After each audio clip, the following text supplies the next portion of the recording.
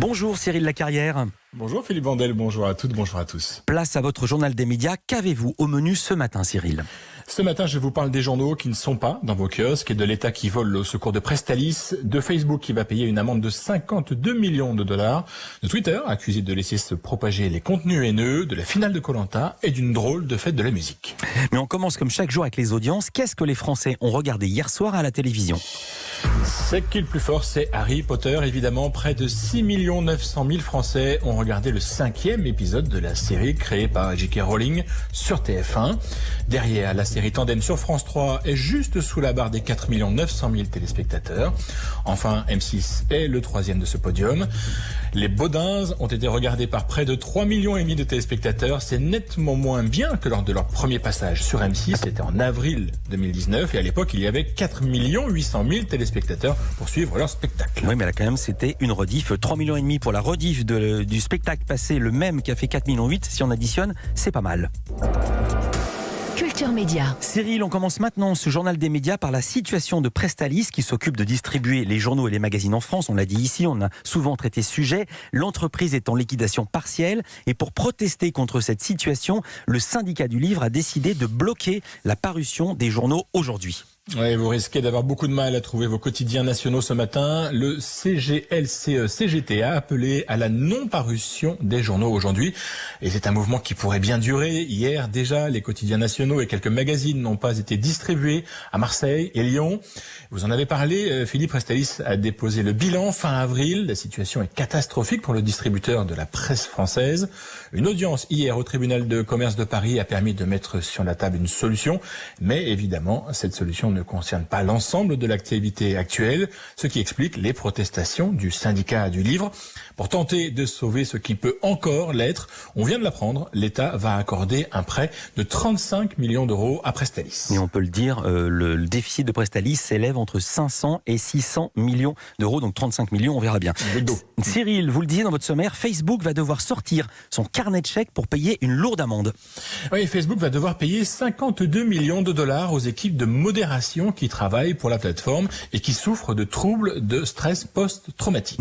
En tout, ce sont 11 250 personnes qui sont concernées par cet accord négocié entre Facebook et les plaignants. Elles toucheront toutes au minimum 1 000 dollars chacune. Effectivement, la somme est grosse, mais il y a beaucoup de plaignants.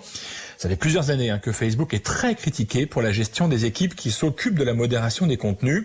Vous savez, en fait, ce sont eux qui doivent intervenir pour vérifier si des messages peuvent être considérés comme haineux, diffamatoires, racistes ou plus largement s'ils ne respectent pas les règles d'utilisation de Facebook.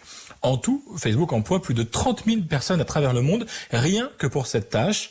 Mais en fait, toutes ces équipes ne travaillent pas directement pour l'entreprise de Mark Zuckerberg.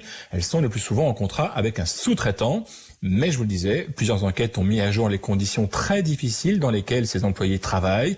Ils sont nombreux à se plaindre de ce qu'ils doivent regarder quotidiennement. Des images de meurtres, de viols, de suicides, des vidéos de décapitation mises en ligne par des terroristes. C'est ce qu'on appelle évidemment un environnement de travail particulièrement lourd.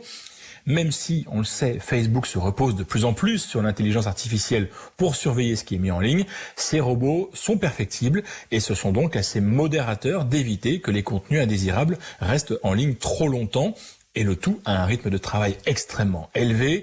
Pour vous donner une idée, chaque seconde, 4000 photos sont publiées sur Facebook. J'ai bien dit 4000 photos par seconde. Oh là là. Alors, évidemment, toutes ne demandent pas l'intervention de ces modérateurs, mais ça vous donne une idée de l'amas de données qui doivent être traitées chaque jour par ces petites mains de Facebook, et le plus souvent pour des salaires pas très élevés. Il y a presque 2 ans, plusieurs d'entre eux, donc plus de 11 000, ont décidé de saisir la justice pour se plaindre de leurs conditions de travail. C'est ce qui a mené à cet accord. Facebook va donc leur verser 52 millions de dollars, et l'entreprise s'est également engagée à mieux accompagner ses équipes au quotidien. Cyril, on reste du côté des réseaux sociaux et de la justice, mais cette fois, cela se passe en France. Et c'est encore un sujet lié à la modération. Cette fois, c'est Twitter qui est mis en cause. 4 associations de lutte contre les discriminations l'accusent de manquer de manière ancienne et persistante à ses obligations en matière de modération de contenu.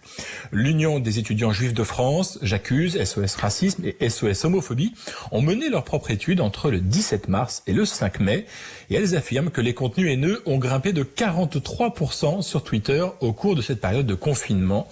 Les associations disent avoir signalé 1110 tweets haineux et parmi eux, seuls 12% ont été supprimés dans ce que les associations appellent une période raisonnable qui va de 3 à 5 jours. Des résultats jugés intolérables par les plaignants qui ont donc saisi la justice pour obliger Twitter à agir plus vite. Et puis Cyril, après cette séquence justice, on va revenir à quelque chose de plus léger, la finale de Koh-Lanta.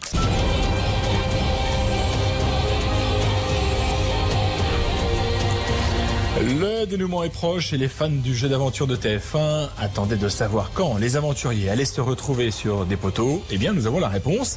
La finale se déroulera en 2 parties. Oui, c'est la mode cette année à cause du coronavirus. La première soirée sera diffusée le vendredi 29 mai avec l'épreuve d'orientation comme plat de résistance, un moment toujours très stressant pour les candidats. Et la seconde partie de la finale aura lieu la semaine d'après, le vendredi 5 juin donc, avec l'épreuve des poteaux et l'ultime conseil, avec la consécration du grand gagnant ou de la grande gagnante de cette saison. On n'en sait pas encore beaucoup plus sur la manière dont cette dernière soirée sera organisée. Seul élément, ça se passera bien en direct et évidemment sans public. Et je vous le disais, Koh-Lanta a beaucoup été découpé cette saison. L'émission le sera encore ce vendredi. Alors ce sera le 21 juin, on connaît la date. France 2 prépare la fête de la musique, mais évidemment dans des conditions un peu particulières. C'est le moins qu'on puisse dire. La chaîne qui organise chaque année un concert en plein air a dû changer ses plans et le nouveau est pour le moins surprenant. France 2 a décidé de louer l'Accor Arena, une salle de 20 000 personnes qui n'accueillera personne. Oui. Et oui, les restrictions sanitaires empêchent d'organiser des concerts et celui de France 2 ne dérogera pas à la règle. Les artistes vont donc se produire sur la scène de Bercy, mais dans une salle vide. Ils n'auront pour seul public que les techniciens sur place pour les filmer. Mais France 2 tenait à maintenir ce rendez-vous. Alexandra Redamiel, la directrice du divertissement de France 2, y voit une manière de soutenir les salles qui ne peuvent pas ouvrir et les festivals qui ont été annulés. Dans Le Parisien, elle annonce qu'une trentaine d'artistes devraient participer à ce concert un peu particulier pour eux quand même. Après Hélène et les garçons, je suis étonné que vous me parliez de ça, mais en même temps je m'en doutais un peu, les miracles de l'amour, les vacances de l'amour et aujourd'hui les mystères de l'amour. Question Cyril Lacarrière, je m'adresse au grand journaliste média que vous êtes. Est-ce qu'on aura bientôt une nouvelle déclinaison amoureuse de la sitcom? La France retient son souffle et vous écoute. Oui, préparez-vous, roulement de tambour, c'est ce qui semble bien se profiler. Nicolas Puy-Debat, le comédien qui incarne Nicolas dans la série, révèle à nos confrères de Télé Loisirs qu'il veut lancer un nouveau concept. Hélène, je m'appelle Hélène. Alors non, Hélène, ça suffit de tirer la couverture à toi. Les garçons ont décidé de s'émanciper. Nicolas Puy-Debat travaille en ce moment même à une nouvelle série, mais uniquement avec les garçons, Cricri, Peter, José et Jimmy. Mais cette série ne serait pas vraiment en fait une nouvelle série. Selon Nicolas, chaque comédien portera son véritable prénom dans cette série, comme Nicolas qui porte déjà le prénom de Nicolas. Ouais. Mais à en croire Nicolas Puy-Debat, le pilote lui est déjà écrit. Reste à trouver un producteur, peut-être AB, qui sait, et une chaîne. Merci beaucoup. On me dit dans l'oreillette que c'est Patrick Puy-Debat, me dit Jérémy, c'est son vrai prénom à Jérémy. Je crois qu'il s'appelle Patrick Puy-Debat. Cyril Lacarrière. J'ai essayé de l'appeler Nicolas Puy-Debat. Vous êtes vraiment... j'ai été, vous êtes vraiment d'intoxication à la série. Voilà. Pour moi, il s'appelle Nicolas, ce garçon. Cyril Lacarrière et son coming out sur Hélène et les garçons. Merci beaucoup, Cyril. On vous retrouve demain pour un nouveau journal des médias, Culture Média qui continue évidemment.